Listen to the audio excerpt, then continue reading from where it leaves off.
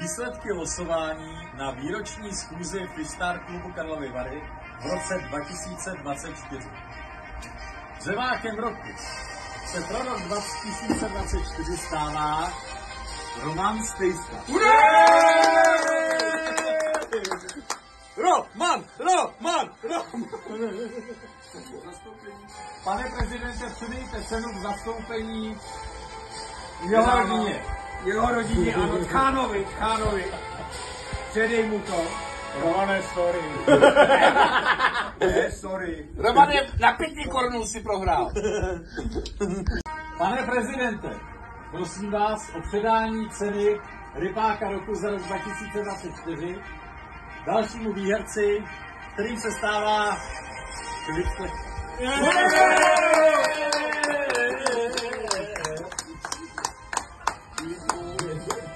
Máš si toho. Sladovský pes! Čivava! Zaštěkej! Zaštěkej! Podoba tam je!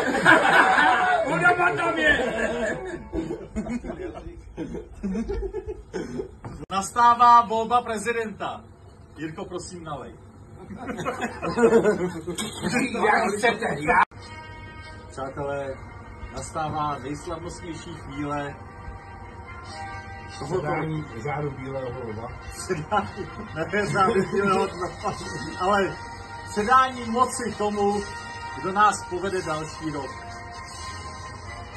A musím požádat pana prezidenta. Povstaň, vole. Aby předal svoji funkci zastávajícímu prezidentovi, panu Davidovi Šlechtovi. Prezident je mrtev a žije prezident! Jinak můžu vám říct, zvolili jste a nezvolili jste špatně. Důvěru do něj vloženou nesklameme. Já jsem s tím trošku dopředu počítal. Jo, jsem mu to nechal vytisknout Ale dopředu. co udělá 1500 pro každého člena? To je nemožné. Přátelé, nemám to zaúčtované, vole. Tak to máme za každého člena 1500. Takže vemte číši toho šampaňského.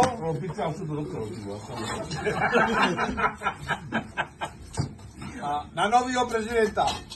Čau. Ať žije prezident! Král je mrtev a žije král. To neťuka? To neťuka, on je to pás. Ahoj.